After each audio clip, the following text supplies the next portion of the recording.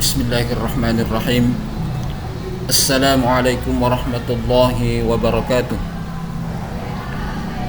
Pada tugas membuat materi video pembelajaran ini, saya akan mencoba mengangkat materi menjaga martabat manusia dengan menjauhi pergaulan bebas dan zina.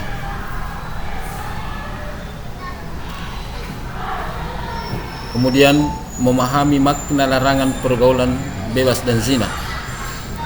Pergaulan bebas yang dimaksud pada bagian ini adalah pergaulan yang tidak dibatasi oleh aturan agama maupun susila.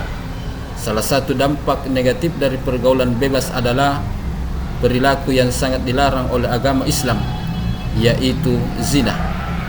Hal ini yang menjadi fokus bahasan pada bagian ini. Yang pertama adalah tentang pengertian zina itu sendiri.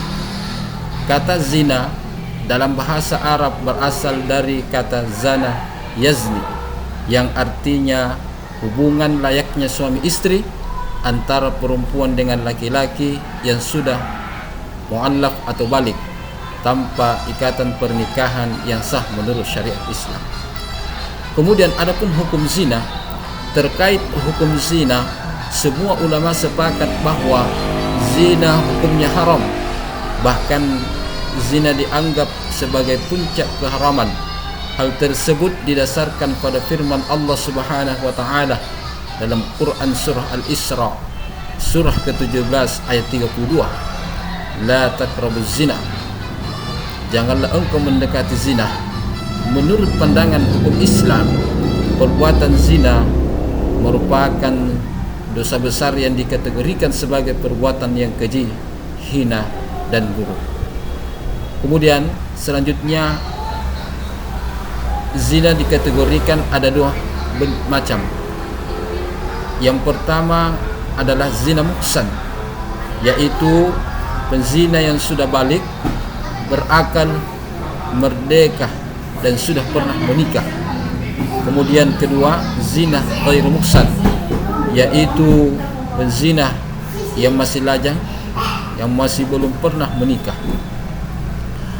Adapun hukuman bagi penzina, dalam hukum Islam, zina dikategorikan adalah perbuatan kriminal atau tindak pidana. Oleh sebab itu, orang yang melakukannya dikenakan sanksi atau hukuman sesuai dengan syariat Islam.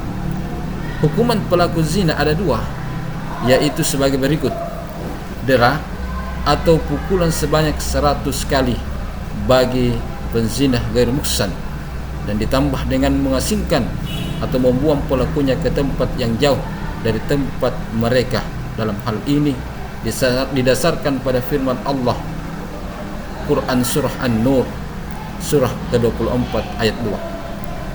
Kemudian kedua, dirajam sampai mati bagi penzina muhsan. Hukuman rajam ini dilakukan dengan cara pelaku dimasukkan ke dalam tanah hingga dada atau leher. Tempat untuk melakukan hukuman rajam adalah tempat yang banyak dilalui manusia atau tempat keramaian. Kemudian adapun hukuman bagi orang yang menuduh zina yang diistilahkan dengan qazaf. Hukuman bagi menuduh penzina terhadap perempuan baik-baik dengan diderah sebanyak 80 kali deraan atau 80 kali cambukan.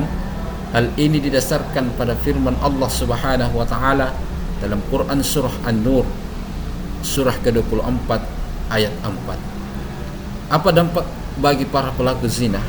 Adapun dampak bagi para pelaku zina adalah perbuatan zina sangat bertentangan dengan fitrah manusia dan mengingkari tujuan pembentukan rumah tangga yang sakinah, mawaddah, warahmah. Karenanya zina memiliki banyak sekali dampak negatif.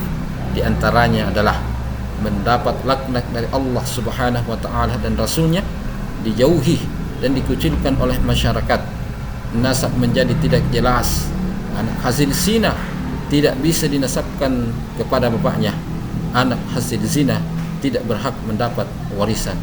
Inilah di antara dampak bagi para pelaku zina.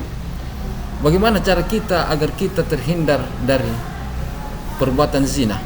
Ada beberapa cara yang bisa kita lakukan untuk menghindari zina, antara lain menjaga pergaulan sehat, menutup aurat, menundukkan pandangan, menjaga kehormatan, meningkatkan aktivitas, dan rajin berpuasa.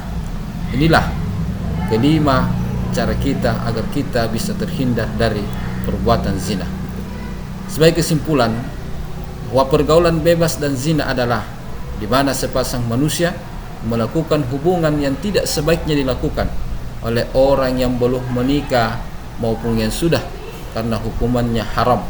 Bagi orang yang sudah menikah, hukumannya dihukum mati dengan cara rajam, sedangkan bagi orang yang belum menikah, hukumannya cambuk sebanyak 100 kali dan dicampakkan atau diasingkan. Inilah materi tentang menjaga kehormatan dan martabat dari pergaulan bebas dan perbuatan zina.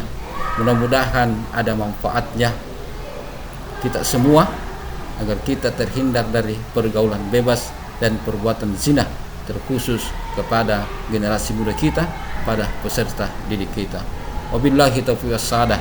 Wassalamualaikum warahmatullahi wabarakatuh.